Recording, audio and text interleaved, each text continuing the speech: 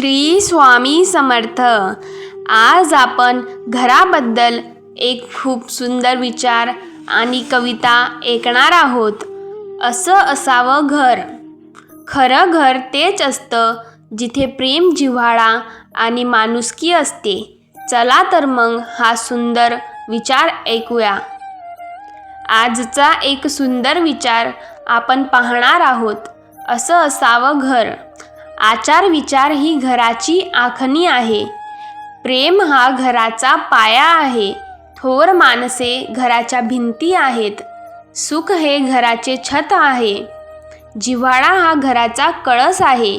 माणुसकी ही घराची तिजोरी आहे। गोड शब्द हे घरातील धनदौलत आहे। शांतता ही घरातील लक्ष्मी आहे। आत्मविश्वास घरातील देवस्थान आहे। दुजा भाव विसरणे ही घरातील तेजस्वी समय आहे। पैसा हा घराचा पाहुणा आहे। गर्विष्ठपणा हा घराचा वैरी आहे। नम्रता ही घराची प्राणप्रतिष्ठा आहे। व्यवस्था ही घराची शोभा आहे। समाधान हे घराचे सुख आहे। सदाचार हा घराचा सुगंध आहे। चारित्र्य संपन्नता ही घराची कीर्ती आहे। अशा घरातच ईश्वराची जागृत मूर्ती आहे। आता घराबद्दलची एक सुंदर कविता ऐकूया। घर असावे घरासारखे, नकोत नुसत्या भिंती। तेथे असावा प्रेम, जिव्हाळा, नकोत नुसती नाती।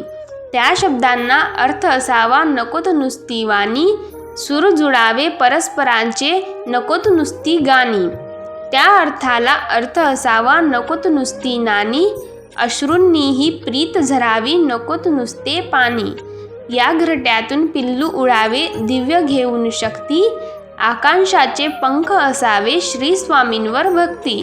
तुम्हाला हा सुंदर विचार आणि कविता आवडली असेल तर कमेंटमध्ये श्री स्वामी समर्थ नक्की लिहा।